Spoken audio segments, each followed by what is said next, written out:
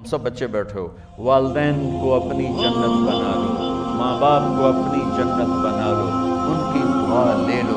मेरे नबी ने फरमाया काश मेरी माँ जिंदा होती। माँ का खास तौर पर मेंशन किया, मेरी माँ क्यों कि बाप को तो देखा ही नहीं और माँ को देखा है 6 साल। मेरी माँ जिंदा होती और मैं ईशा की नमाज के मुसल्ले पे खड़ा होता और मेरे घर से मेरी माँ कहती मोहम्मद, तो मैं माँ के लिए नमाज तोड़ देता। मेरा नबी कह रहा है। और जब आप हज में तशरीफ़ ले गए और अबवा के मैदान से गुजरे जहाँ मेरे नबी की वालदा का इंतकाल हुआ था, इस बात को 57 साल गुजर चुके हैं।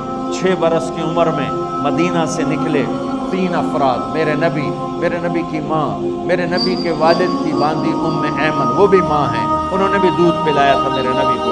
2 माएँ हैं, एक दूध पिलाने वाली, एक पैदा करने वाली, और एक मेरे नबी हैं। जब अबवा के पहाड़ों में पहुँचे तो अचानक हार्ट अटैक से हज़रत आमना 25 साल की उम्र में इंतकाल फरमा गई और मेरे नबी ने इतना उसका गम लिया। 6 साल का बच्चा, मैं सन 2000 में वहाँ गया था, मेरे आंसू नहीं रुकने को आ रहे थे कि कहाँ मेरे नबी की माँ को अल्लाह ने उठाया।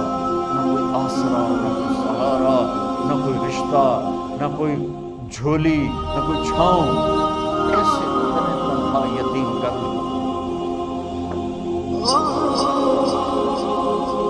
जब उनको पत्थरों में दबा के नीचे उतरे, उम्मे ऐमन से हाथ छुड़ाकर भागे और ऊपर पहाड़ी पे चढ़ गए। जब उम्मे ऐमन पीछे गई तो उम्मे ऐमन ने क्या देखा कि अबवा के पहाड़ भी रो रहे होंगे, आप माँ की कब्र को चिमट के ऐसे ऊपर लेटे हुए थे, कब्र को पकड़ा हुआ था, ऊपर लेटे हुए थे। जब उम्मे ऐमन करीब आई तो सुना आप कह रहे थे, माँ जी आपको तो पता था आपके सिवा मेरा कोई नहीं, आप मुझे छोड़ के कहाँ चली गई? 6 साल का बच्चा पहली मौत देख रहा है तो उनको समझ में नहीं आ रहा कि मेरी माँ के साथ हुआ क्या है। उम्मे ऐमन ने उठाना चाहा, आपने उठने से इनकार कर दिया। इस सदमे को सीने में लिए हुए 57 साल के बाद, 57 दिन बंदा रो नहीं सकता, रोना ही चाहे तो रोना नहीं होता। 57 साल के बाद आप उस वादी से गुजरे, आपने ऊँटनी को माँ की कब्र की तरफ मोड़ दिया और इन पिलर्स को 3 गुना करो तो वो पहाड़ बनता है, छोटी पहाड़ी। ऊँटनी को नीचे बैठाया तो पहाड़ पर गए और ये मुझे देखो, यूँ आपने घुटने खड़े किए माँ की कब्र के सराने और ये हाथ यहाँ रखे और फिर सर दिया अपने घुटनों में यूँ, फिर रोना शुरू किया। इतना रोए, अप्रैल का महीना था, धूप सर पे पड़ रही थी, हम तो ठंडी धूप में बैठे, शदीद धूप में बैठे थे और इस कंडीशन में ये बच्चों का स्टाइल होता है, जब लंबा रोना हो तो वो यूँ बैठते हैं, सर अंदर देख। इतना रोए कि आपकी दाढ़ी सारी आंसुओं से भर गई, सीना तर हो गया, एहराम तर हो गया और कई घंटे बैठ के रोते रहे।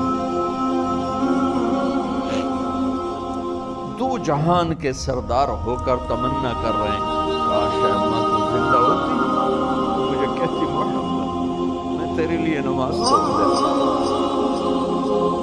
मेरे नबी ने ये बच्चियां गौर से सुनो, मेरे नबी से पूछा गया या रसूल अल्लाह क़यामत कब आएगी?